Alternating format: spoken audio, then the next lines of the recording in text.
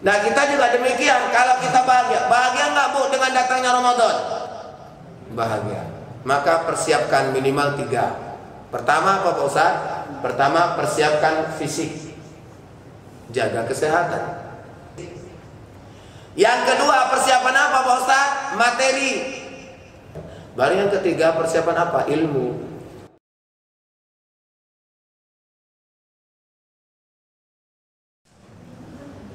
Bismillahirrahmanirrahim.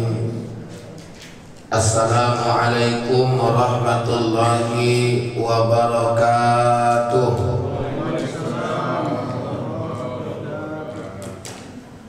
Hamdan wa syukran lillah, salatan wa salaman ala rasulillah wa ala alihi wa ashabihi wa mawalah. Qala Allah Ta'ala fil Qur'anil Karim, A'udzu billahi minasy syaithanir rajim. Bismillahirrahmanirrahim. Qul bi fadlillahi wa bi rahmatihi fabidzalika falyafrahu huwa khairum mimma yajma'un. Shadaqallahul 'azim wa sadaqa rasuluhun nabiyyul karim wa nahnu ala dhalika minasy syahidin wasyakirin walhamdulillahi rabbil alamin. Mari kita bersyukur kepada Allah dengan ucapan alhamdulillah. Salawat dan salam tidak lupa kita sampaikan kepada Nabi yang kita cinta, baginda Rasul Muhammad sallallahu alaihi wasallam. Mudah-mudahan nanti di yaumil mahsyar kita semua akan mendapatkan syafaat dari beliau. Amin amin ya rabbal alamin.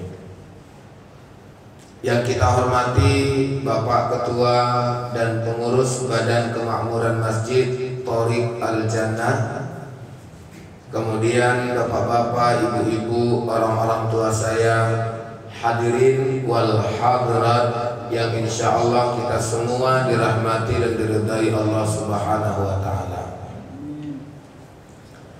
Alhamdulillah, malam ini adalah malam ke-16 di bulan Sya'ban tahun 1442 Hijriah. Separuh bulan Sya'ban sudah kita jalani, dan separuh lagi insya Allah akan kita jalani sebagai jembatan menuju bulan yang istimewa, bulan yang penuh keberkahan, yakni bulan suci Ramadan.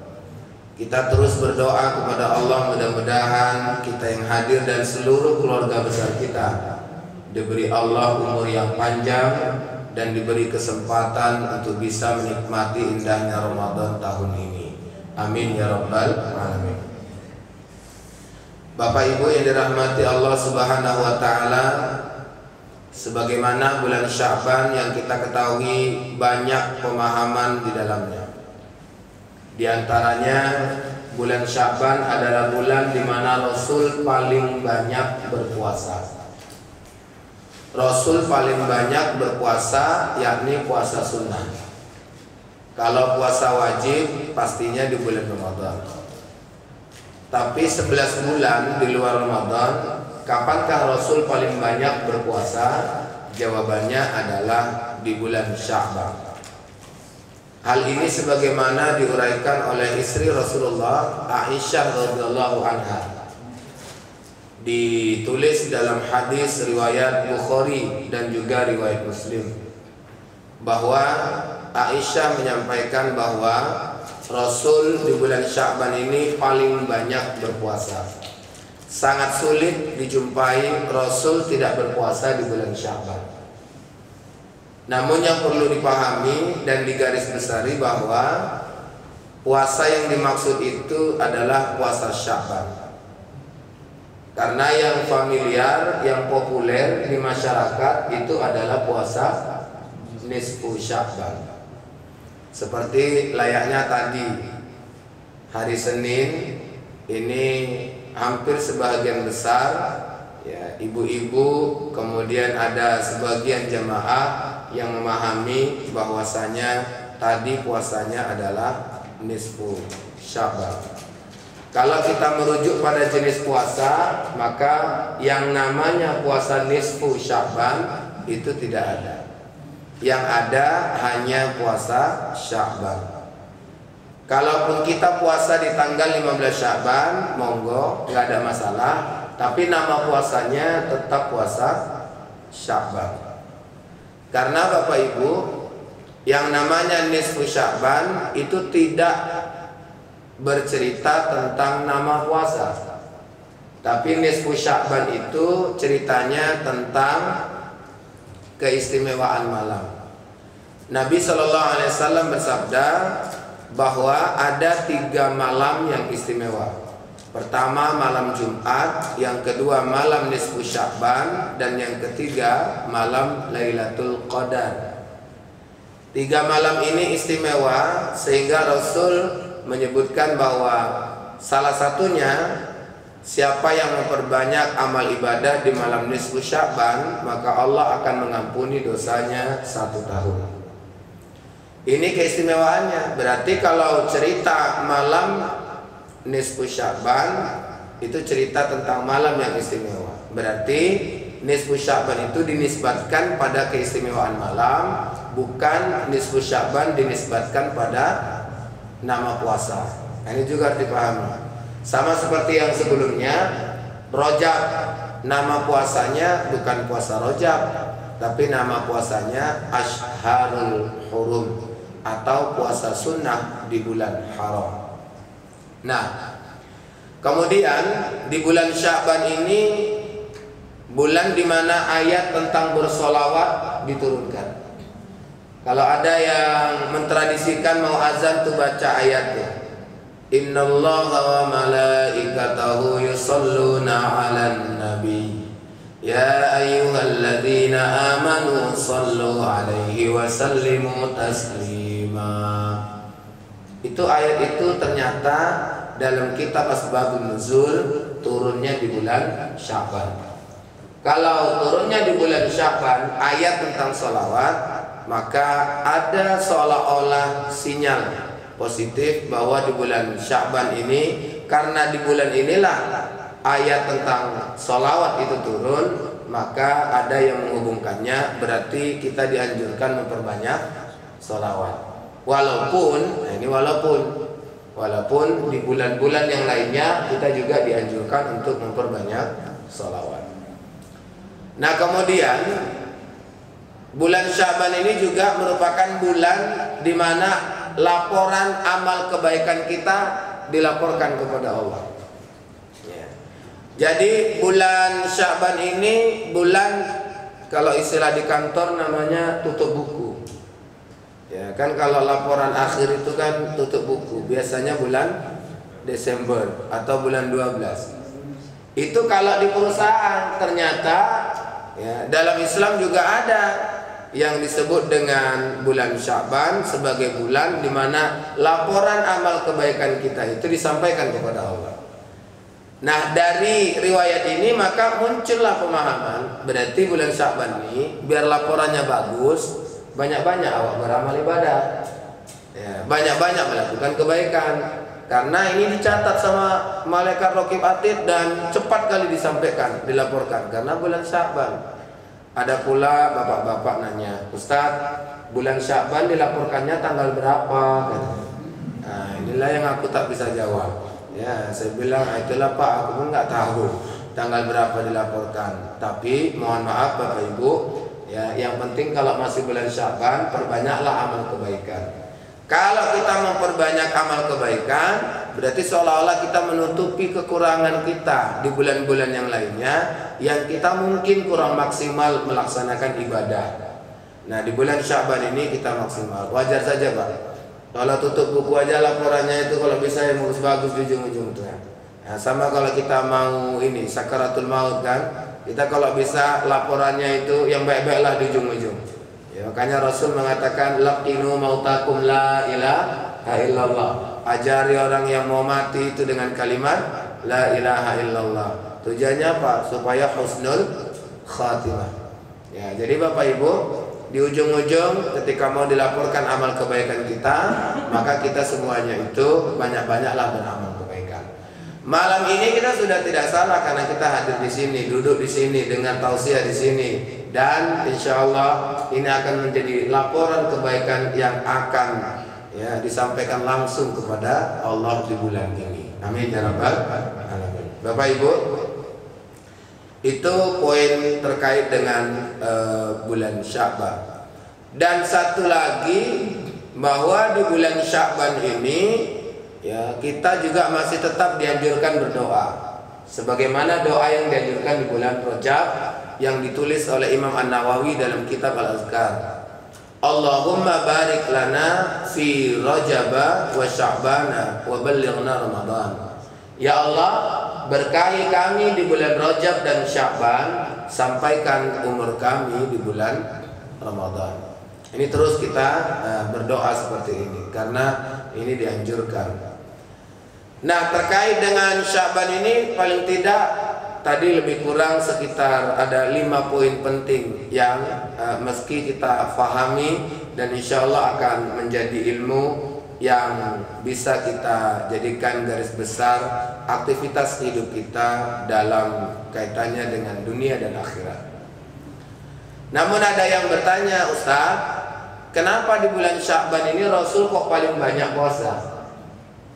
Ya, puasa sunnah ya. Kenapa kok paling banyak puasa sunnah? Kalau ini ditanya, jawabannya tak ada dalam hadis. Kalau ini ditanya, keterangannya nggak ada di dalam Al-Quran. Karena ini pertanyaan hanya bisa dijawab dengan uraian hikmah. Adakah hikmah di balik Rasulullah paling banyak berpuasa di bulan Sya'ban? Jawabannya ada. Kenapa Rasulullah paling banyak puasa sunnah itu di bulan Sya'ban? Setidaknya hikmahnya itu ingin ngajarin sama kita. Mengajari apa Pak Ustadz? Mengajarin bahwa ketika mau masuk Ramadan, latihan dulu ya. Latihan apa Pak Ustadz? Ya latihan puasa dong. Ramadan itu ibadah yang paling besar itu adalah puasa. Jadi kalau mau masuk puasa itu lewat dulu bulan Sya'ban. Kenapa Rasul paling banyak berpuasa di bulan Sya'ban? Jawabannya karena Rasul ingin ngasih pelajaran, latihan dulu. Sebelum masuk bulan Ramadan latihan dulu. Latihan apa? Latihan berpuasa. Pak Ustaz, saya ini udah biasa puasa sunnah. Bagus. Kalau yang sudah terbiasa nggak ada masalah. Ya. Tapi yang nggak terbiasa ini jadi masalah. Ya. Kenapa? Karena orang yang nggak biasa ini harus penyesuaian. Ya, ada yang nggak biasa puasa, dia langsung puasanya di bulan Ramadan. Ini khawatirnya apa? Dari faktor fisik, ya dia nggak sanggup berpuasa. Kan sayang. Contoh yang ada asam lambung misalnya, dia puasa, nggak ada latihan-latihan, tiba-tiba puasa di bulan Ramadan. Jam 2 terasa sakit di lambungnya. Habis itu dia boleh berbuka? Boleh. Tapi punya utang dia? Iya. Berarti kan punya utang. Coba kalau kita di bulan Sya'ban ini puasa dulu. Nah, misalnya ada Bapak Ibu yang tak biasa puasa, bulan Sya'ban ini dites dulu puasa. Ya, dites puasa. Kalau misalnya udah dites puasa nggak sanggup, bisa buka puasa. Dan kalau buka puasa ada utang? Nggak ada, karena ini puasa sunnah. Ya, paling tidak gini, di bulan Sya'ban ini tes puasa, awak punya asam lambung, rupanya jam 2 nggak tahan, ya maka boleh berbuka. Habis itu mikir kayak mana supaya aku ini sanggup berpuasa. Berarti maaf, ini jadi salah satu eksperimen juga kan, ya, atau menguji coba aku ini sanggup atau enggak. Habis itu besoknya sahur dan makan proma 1. Begitu makan proma 1, rupanya puasa dia sampai jam 3 Pak. Terasa. Wah ini kayaknya nggak sanggup aku ini, buka. Ya. Rupanya besoknya aku makanlah 2 ini, promahnya. Makan 2, alhamdulillah sampai jam 4 mulai melilit lagi. Nggak tahan aku ini. Ya berarti buka aja lah, buka. Besoknya Bu makan 3, alhamdulillah sampai jam 5. Innalillah. Ya, kenapa? Overdosis. Ya, kebanyakan. Kita ini Bapak Ibu perlu latihan dulu. Nah, latihan itu secara fisik, belum secara psikologi. Secara psikologi gimana Pak Ustadz? Ya kadang-kadang orang kalau nggak biasa puasa, kebiasaannya tidak berpuasa itu terbawa. Dia nggak biasa puasa atau maaf ya, nggak pernah puasa selain Ramadan. Begitu bulan Ramadan puasa dia nggak latihan dulu kan di bulan Syaban, membiasakan ya nggak puasa. Berarti masuk Ramadan langsung puasa dia. Ya biasanya dia kan Pak kalau jam 12 langsung ke dapur cari makan. Rupanya alhamdulillah puasa pertama ini, begitu puasa pertama siangnya Bu jam 12 langsung ke dapur. Habis itu makan. Begitu makan siap, minum siap, merokok sebatang selesai, baru dia aku puasa ini. Ya. Kalau seandainya ingatnya pas habis ngerokok, alhamdulillah, itu rezeki itu. Ya. Tapi jangan tiap hari pula kayak gitu. Ya, kalau tiap hari kayak gitu dia menyalah itu. Ya, tapi ada separuh makan, ingat dia. Masih ngunyah, ingat. Ada yang nanya, Ustaz, masih ngunyah ini Ustaz, kayak mana ini? Aku ingat pula ini, lagi ngunyah ingat, aku puasa ini, masih ngunyah. Pertanyaannya yang di mulut kayak mana tuh Pak Ustaz? Ya, aku bingung Pak Ustaz, mau aku buang, mubazir. Ya, nggak dibuang, takut aku batal. Jadi kayak mana yang bagus nih Pak Ustaz? Yang bagus itu adalah dibuang. Karena kita sudah sadar, kita sudah ingat. Ketika kita sudah ingat 100%, maka ya apa yang kita lakukan yang membatalkan puasa ya batal. Ya. Maka kita langsung itu buang, kumur-kumur. Pak Ustadz, maaf ya Pak Ustadz, aku belum sempat minum. Boleh nggak minum sebentar aja Pak Ustadz? Seret kali nih Pak Ustadz. Ya saya jawab, ya mana boleh lah. Kalau itu bukan anugerah namanya musibah, ya kan? Karena baru separuh jalan, ingat pula. Makanya kalau ingat jangan pas separuh jalan, udah siap sekalian baru ingat. Bapak Ibu, ini kita jangan cerita wah mubazir lah Pak Ustadz, nggak ada cerita mubazir, ya nggak ada cerita mubazir. Sama ini beberapa jamaah ini udah nanya-nanya nih Pak, jadwal vaksin bulan Ramadan. Kalau vaksinnya saja itu sudah ada fatwanya. Fatwa MUI nomor 13 tahun 2021 bahwa suntik vaksin ya di bulan Ramadan atau ketika berpuasa tidak membatalkan puasa karena suntik. Tapi yang jadi masalah ada di satu kantor ya, itu dia bukan hanya suntik, tapi sebelum suntik dia harus swab. Di swab dulu baru kemudian disuntik vaksin. Pertanyaannya adalah swabnya itu kayak mana? Ya, swabnya itu memasukkan ini ke hidung, ada yang ke tenggorokan, memasukkan sesuatu ke tempat yang biasa masuknya sesuatu, maka itu membatalkan puasa. Makanya kalau tes vaksin, maaf suntik vaksin aja nggak ada masalah. Nah, tapi kalau tes swabnya, kalau bisa jangan dilakukan ketika berpuasa. Nah, jadi Bapak Ibu, kita juga perlu di Syaban ini rajin puasa supaya nanti ketika Ramadan pembiasaan puasa itu sudah seolah-olah tidak menjadi PR kita lagi. Tapi kalau seandainya kita enggak juga, ya itu hak kita masing-masing. Karena memang puasa Syaban ini juga hukumnya sunnah. Kalau mau dikerjakan silahkan. Ada yang nanya, Pak Ustadz, ini kalau seandainya ada orang yang tak berpuasa di pertengahan, di awal Syaban, hari pertama sampai 15. Boleh nggak dia puasa di hari ke-16 dan seterusnya, Pak Ustadz? Ya. Kalau saya menjawabnya boleh. Karena hadis itu Rasulullah menyebutkan hampir 1 bulan penuh. Maaf, Aisyah menyebutkan hampir 1 bulan penuh Rasul berpuasa. Hampir ya, bukan 1 bulan. Hampir 1 bulan. Berarti kapanpun selama Sya'ban itu dibolehkan untuk berpuasa. Cuman ada ijtihad ulama di hari-hari terakhir bulan Sya'ban itu makruh hukumnya berpuasa. Terkait dengan apa? Terkait dengan kekhawatiran ada saudara kita yang satu akidah sudah menjalankan Ramadan. Contoh perbedaan. Ini kan kita tidak tahu tahun ini apakah sama semua atau enggak. Takutnya kan tidak sama. Ada yang udah puasa, ada yang belum. Ya, karena metode penentuan ini awal Ramadan dan 1 Syawal itu mungkin berbeda. Ada yang satu menggunakan ru'yatul hilal, ada yang satu lagi menggunakan hisab. Oh beda Pak Ustaz. Kalau beda, inilah yang dikhawatirkan. Takutnya nanti kawan itu udah puasa, awak belum. Kawan itu puasa Ramadan, awak puasa Sya'ban. Ini kan hari yang diperdebatkan. Ya, dalam hari yang diperdebatkan itu hukumnya makruh kita berpuasa. Makanya Bapak Ibu yang dirahmati Allah, ini perlu dipahami dengan baik. Oke. Jadi, ya, hikmah dibalik Rasul paling banyak berpuasa di bulan Sya'ban itu hikmahnya untuk melatih, membiasakan. Nah.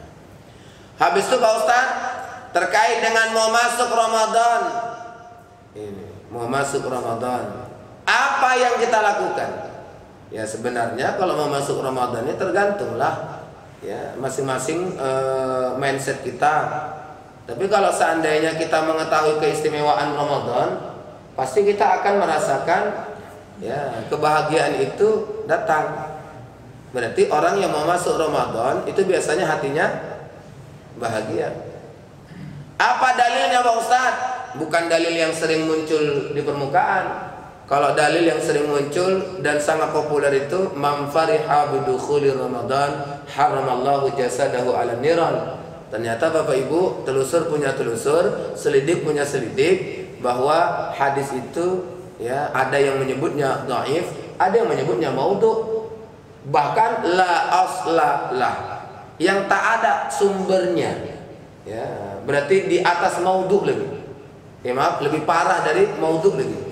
Jadi kalau hadis ini Pak ada yang sahih, di bawahnya ada yang hasan, ya, kemudian ada yang dhaif, ada yang maudhu, ternyata ada lagi di bawah lagi la asla lah, yang tak jelas dari mana sumbernya. Kalau hadis maudhu ini masih ada sumbernya, tapi kalau la asla lah ini tidak tahu kita dari mana sumbernya. Kalau Bapak Ibu bacanya biasanya itu ada di kitab Durratun Nasihin. Kitab Durratun Nasihin itu ada menyebutkan tentang man fariha bidukhuli Ramadan haramallahu jasadahu 'ala niran. Siapa yang bahagia dengan datangnya Ramadan, maka haram jasadnya disentuh oleh api neraka. Itu ada. Tapi sekarang banyak ulama, banyak ustadz yang sudah meluruskan bahwa itu hadisnya dipertentangkan. Jadi Pak Ustadz, kita bahagia pakai dalil itu? Enggak. Kita bahagia itu pakai dalil surah Yunus ayat 58. Nah, ini berlangsung.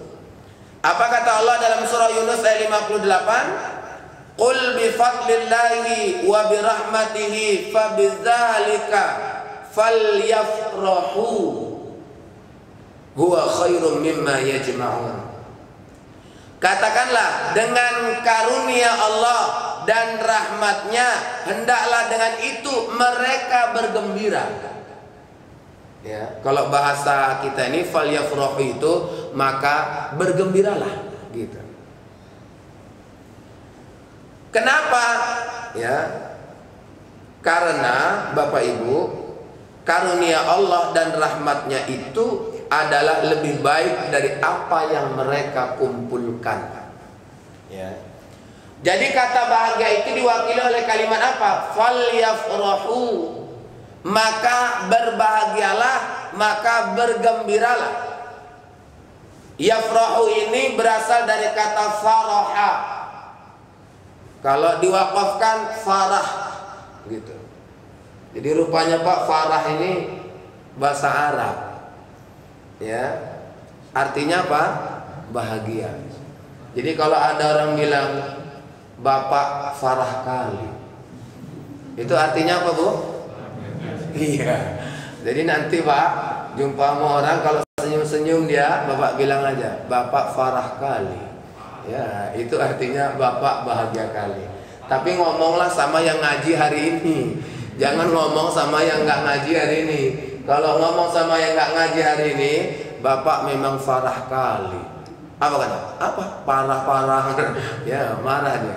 Kenapa? Farah itu dalam bahasa Arab artinya bahagia. Ya. Kita disuruh untuk berbahagia. Ya. Banyak lagi kata yang menunjukkan bahagia. Ya. Ada sa'adah, itu juga bahagia. Nur sa'adah, cahaya kebahagiaan. Jadi banyak. Tapi kalau kenapa kok digunakan Allah fal yafrahu? Ada yang menafsirkan faraha itu melingkup kebahagiaan yang masuk dalam aspek batin dan aspek lahir. Jadi tidak hanya bahagia itu di hati saja, tapi diwujudkan dalam bentuk perbuatan. Jadi kalau ada orang bahagia, ada yang bahagia itu di hati aja. Ya, senang dia dalam hati aja, tapi tak ditunjukkan dengan perbuatan. Bapak dapat bonus, dapat insentif, ya, dapat apa? Gaji 13 itu ya. Ya, itu. Ya, gaji 13. Bahagia. Cukup senang aja dalam hati. Tapi nggak ditunjukkan dengan aspek lahir, perbuatan. Biasanya kan kalau orang dapat duit, dapat rezeki gitu ya Pak ya, bahagia dia, ya Bu, bahagia. Karena bahagianya, ya gitu jumpa orang, yuk makan yuk, gitu. Itu kalau ada orang ngajak makan tuh Pak lagi bahagia tuh Pak. Ya, tapi kalau ada orang saya jumpa nggak pernah ngajak makan, itu dipertanyakan itu. Ya, kok gitu Pak Ustadz ya? Karena bahagia dalam pengertian faraha itu melingkup lahir dan batin. Orang Indonesia ingin menunjukkan rasa bahagianya itu dengan cara yang berbeda-beda. Ada yang stagnan, biasa-biasa aja, secara individu biasa-biasa aja. Orang yang bahagia itu nampaknya dari mana Pak Ustadz? Nampaknya itu dari persiapannya. Kalau dia bahagia berarti dia punya persiapan. Tapi kalau dia tidak bahagia kurang persiapan.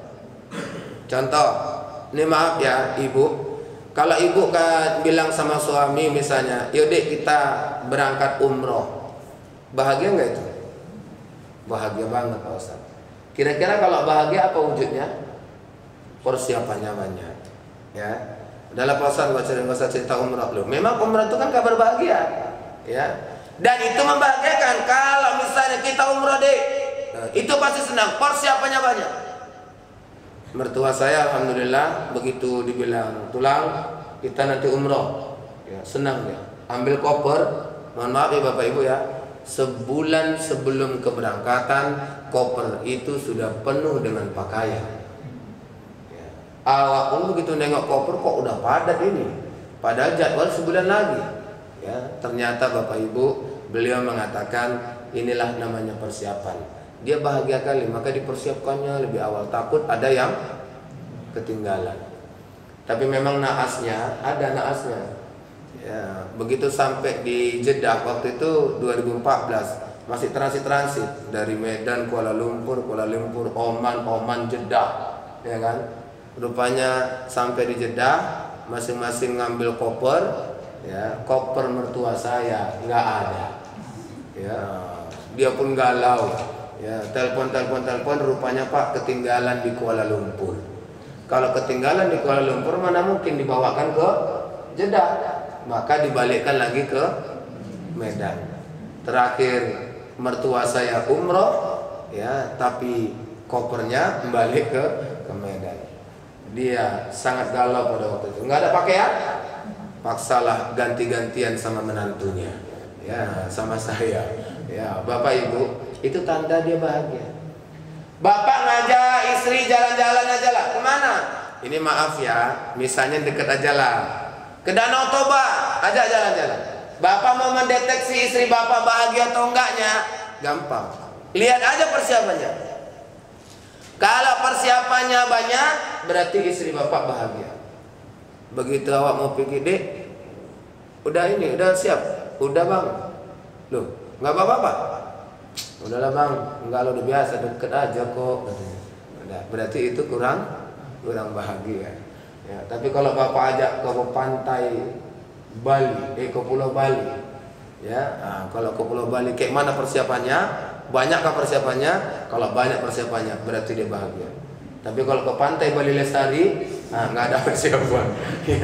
Ada orang sini aja kok, ngapain persiapan? Nih, ibu-ibu pengajian, kalau diajak jalan-jalan, banyak nggak persiapannya? Banyak.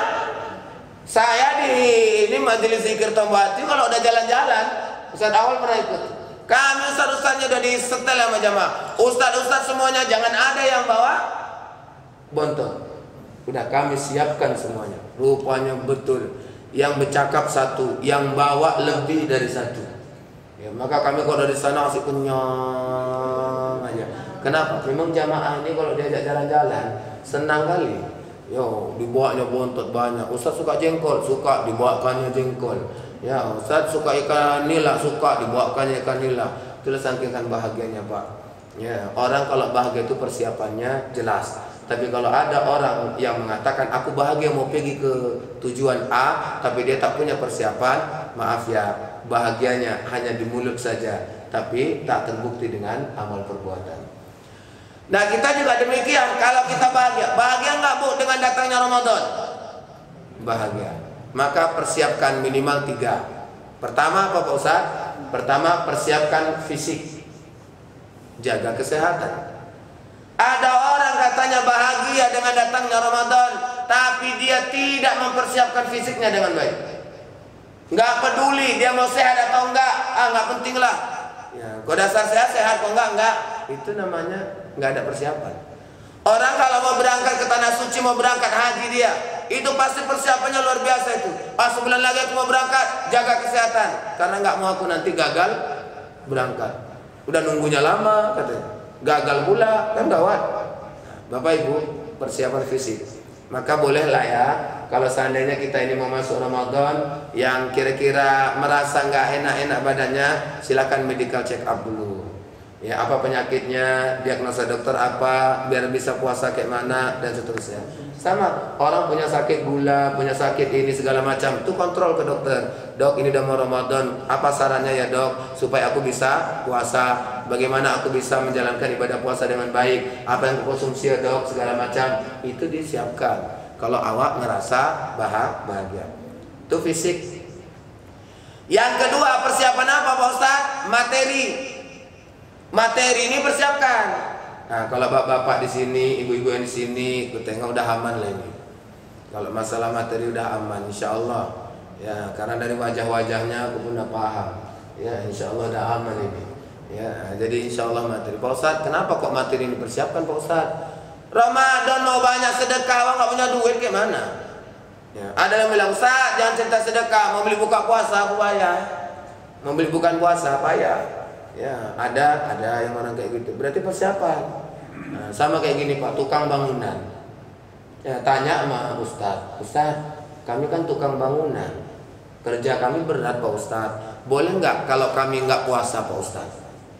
Ya, kami jawab, mana boleh Bapak nggak puasa? Mana ada dalam Al-Quran, dalam hadis, boleh tidak berpuasa bagi tukang bangunan? Nggak ada. Ya, semua diwajibkan berpuasa, kecuali Bapak nanti waktu udah kerja, tiba-tiba Bapak nggak sanggup karena takut pitam, takut oyong, takut ini sakit, Bapak boleh buka. Oh berarti boleh buka Pak Ustaz? Boleh. Ya. Tapi Bapak niat dulu puasa biar sanggup. Oh gitu Pak Ustaz ya, iya. Habis itu nanya lagi Pak Ustaz, kalau aku nanti puasa bawa bontot boleh kan Pak Ustaz? Saya bilang lah, kalau bapak niat puasa bawa bontot, itu nggak niat namanya. Itu mau buka bapak itu rencananya.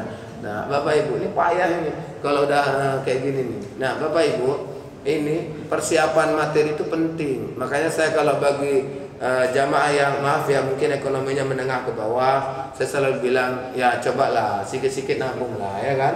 Nabung untuk apa? Persiapan Ramadan. Sebulan 100.000 paling enggak kan, 1 tahun 1.200.000. Hanya sekedar untuk beli bukaan puasa aja kan, insya Allah adanya itu kan, biar jangan nampak awak susah kali. Ustaz kok bilang gitu ya, karena memang orang kalau nggak punya duit ini ketahuan kali. Ya di bulan Ramadan, yang punya duit tengoklah kalau sore Pak, nampak itu. Ya kalau punya duit dia sore-sore keluar rumah, ya kan Bu, cari bukaan puasa. Itu kalau punya duit. Kalau nggak punya duit, keluar juga, tapi duduk di teras, nungguin orang lewat aja. Sekali-sekali disapa, "Wak kemana Wak?" Beli bukaan. "Wak mana Wak?" Beli bukaan. Sampai menjelang maghrib nggak ada yang nyenggahin untuk buka puasa. Akhirnya memutuskan buka di iya, itulah jawabannya betul, di masjid. Cuman jangan pula nanti Pak, gara-gara saya bilang gini berarti Ustaz ini nuduh nih kalau kami bukan masjid berarti nggak punya duit. Enggak. Ya, tapi memang masjid tempat yang paling ini strategis karena nggak butuh kita beli, tinggal makan aja. Kadang-kadang ada, saya pengalaman di masjid ini banyak. Ada bapak-bapak nih tiap hari buka di masjid. Ya saya pun senang Pak, cuman jangan jadi bos kali lah. Ini kadang ada buka puasa jadi bos kali dia. Duduk aja nungguin. Ya. Ada ini Pak, teh di depan dia suruh geser aja, payah kali dia. Ya, giliran ini makan gitu juga. Dia nggak mau geser-geser. Ya, ini yang begini-begini ini ya nggak apa-apa. Cuman maunya awak nih kalau tiap hari di masjid ya sedikit-sedikit geser-geser aja, apalah salahnya ya kan? Geser ya kan nggak apa-apa. Nah, Bapak Ibu, kita materi ini penting ya, materi penting, apalagi awak nih yang kalangan menengah ke atas, siapkanlah sedekah terbaik. Nah, tengoklah program di Masjid Thariqul Jannah ini ya kan, banyak programnya ya, butuh asupan gizi ya berupa sedekah dari Bapak Ibu ya, kita mainkanlah sedekah itu ya supaya apa, bermanfaatlah hidup kita di bulan Ramadan. Baru yang ketiga, persiapan apa? Ilmu. Sama kayak kita mau jalan-jalan ke Danau Toba aja, kalau nggak ada ilmunya pening kepala awak. Ya sampai Danau Toba cuma nengok danau gini aja ya, udah nggak tahu dia mana tempat yang bagus. Ada yang mau mandi, di mana tempat mandi yang bagus. Ada yang mau foto-foto, di mana tempat foto yang bagus. Kalau ada yang mau nginap, di mana tempat nginap yang bagus. Kita kalau nggak ada ilmunya payah. Sama kalau kita merasa bahagia, siapkan ilmu. Menjelang Ramadan ini siapkan ilmu supaya nanti waktu Ramadan nggak bengong mau ngapain. Ya. Ramadan datang nanti nggak bengong, kita nggak bingung ngapain aku nih ya, siang-siang nggak ada kerjaan, tidur aja lah. Ya, pas pula dengan ustaz ceramah, tidur ibadah, asik tidur aja. Ya habis. Ya Bapak Ibu, kita ini persiapkan ilmu. Kalau di sini kita nggak ragu lagi lah ya kan, karena kan di sini ngaji aja seminggu berapa kali? 4 kali. Seminggu 4 kali. Ya, kalau sebulan berarti 16 kali. Dengan ustadz yang berbeda mukanya, berbeda materinya. Ya, apa nggak enak awak di masjid ini kan? Tiap seminggu 4 kali. Bapak Ibu, ini terkait dengan persiapan. Kemudian ada orang bahagia dengan menunjukkan perbuatan dengan apa? Ini maaf ya, tradisi orang Jawa, punggahan. Ya, ada yang punggahan. Saking kan bahagianya dia, begitu mau masuk Ramadan diundang orang. Ya, diundang orang. Datang ke rumah kita untuk apa? Untuk bersilaturahim, baca ayat-ayat Al-Quran, kemudian berdoa. Dan maaf, wujud bahagianya lagi, alhamdulillah ada nasi berkat. Nah itu dia dikasih. Ini tradisi.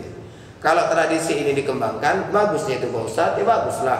Masa orang mau sedekah, mengundang awak silaturahmi dibilang tak bagus? Ya bagus. Kenapa? Karena memang Bapak Ibu yang dirahmati Allah, yang namanya punggahan ini adalah bagian dari tradisi yang menjadi wujud kearifan lokal yang ada di Indonesia. Di Arab mana ada punggahan? Nggak ada. Ya di Brunei Darussalam nggak ada punggahan, nggak ada. Di negara kita lah ada punggahan. Konon katanya punggahan ini berasal dari bahasa Jawa, artinya munggah. Munggah itu naik. Ya, mau naik mana? Naik Ramadan. Maka dipersiapkanlah dengan apa? Dengan menunjukkan rasa bahagia. Pak Ustadz, aku mau masuk Ramadan ini bahagia, minta maaf laku sama orang Pak Ustadz, biar hatiku bersih. Bagus juga. Ya, rasa bahagia itu bisa melahirkan aktivitas yang banyak rupanya. Ya, kalau aktivitasnya banyak kita tolerir dan itu tidak menyalahi syariat, ya no problem juga. Ustadz, ini ada tradisi, ini udah mulai nih kan? Syakban ini udah mulai nih. Orang ngasih SMS minta maaf gitu. Cuman yang sering saya pesankan itulah, minta maaf ini nggak usah panjang-panjang. Ini kadang-kadang minta maaf panjangnya luar biasa. Apalagi pas nanti mau Lebaran itu, cobalah. Malam takbiran udah SMS saja masuk tuh dia bawa, ya kan? Panjang pula, ada yang sok puitis, ya kan? Berpantun-pantun, ya macam. Udahlah nggak usah panjang-panjang lah. Singkat, tepat, padat, udah gitu aja. Ini enggak.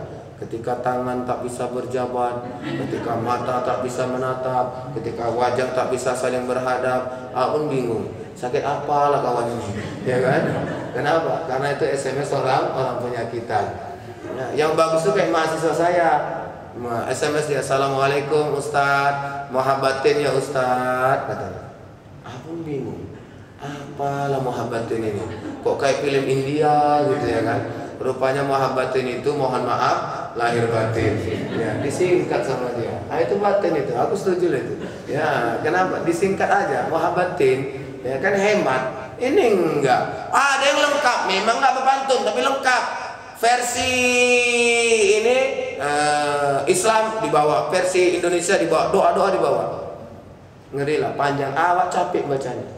Ya, assalamualaikum warahmatullahi wabarakatuh. Kami sekeluarga mengucapkan taqabbalallahu minna wa minkum, barakallahu fikum, siyamana wa siyamakum.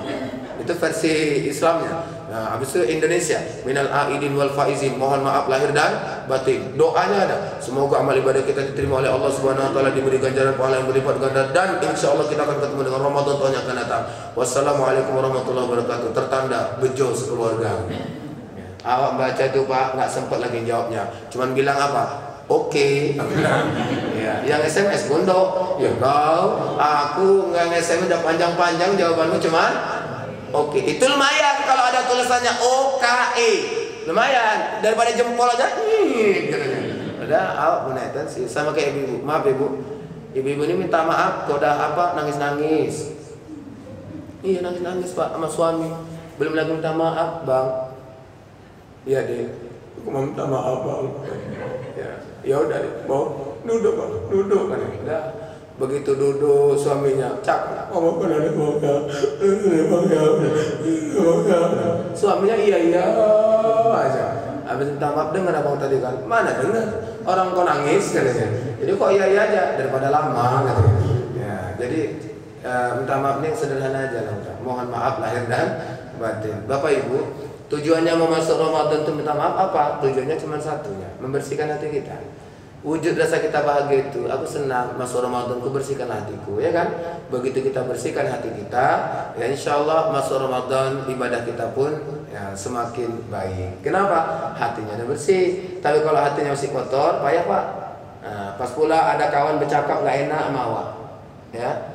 Giliran Ramadan mau ke masjid, ngintip-ngintip mana kawan tuh, ada nggak dia? Ya, dah akhirnya tak mau awak ini. Nah itu kan ada nggak enak hati. Kalau nggak enak hati berarti kan belum bersih hatinya. Maka Bapak Ibu, bukan ada tuntunan yang jelas dalilnya ini segala macam, tapi karena meminta maaf itu dengan tujuan untuk membersihkan hati kita, maka lakukanlah itu. Sebenarnya kapanpun silahkan, dimanapun silahkan, dalam kondisi bagaimanapun silahkan, nggak ada ketentuan waktu. Makanya kalau ada lagi yang bilang puasa seharusnya setiap hari lah puasa minta maaf, apalagi suami istri. Iya, kalau bisa tiap hari. Kalau tak bisa kayak mana lagi mau dibuat?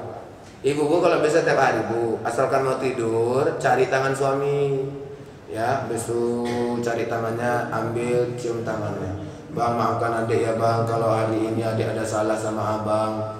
Bapak pun Pak gitu, kalau mau tidur Pak, tengok bini udah tertidur, kecup keningnya. Maafkan adik, maafkan abang ya adik kalau hari ini abang ada salah. Cuman mohon maaf Bu ya, kalau mau ngamalkan ini kasih tahu dulu sama suami. Jangan langsung aja Ibu. Pulang dari sini cari tangan suami, bang maafkan adik ya bang. Langsung suami nengokin awak aja. Buang tabi ya kayaknya kawan ini. Ya nggak biasa-biasa. Ya diskusikan dulu. Tapi kalau hari ini udah datang nabinya awak Pak, ya nggak apa-apa lah, langsung diamalkan. Ya supaya apa? Supaya cenderung meminta maaf itu tidak diikat oleh waktu dan lain sebagainya. Bapak Ibu yang dirahmati oleh Allah, ini saja mudah-mudahan memberi manfaat bagi kita semuanya. Insyaallah kita semuanya dipanjangkan umur oleh Allah, dimurahkan rezekinya oleh Allah, dan kita semuanya bisa hadir menikmati indahnya Ramadan tahun ini. Amin ya rabbal alamin. Wabillahi taufiq wal hidayah. Wassalamualaikum warahmatullahi wabarakatuh.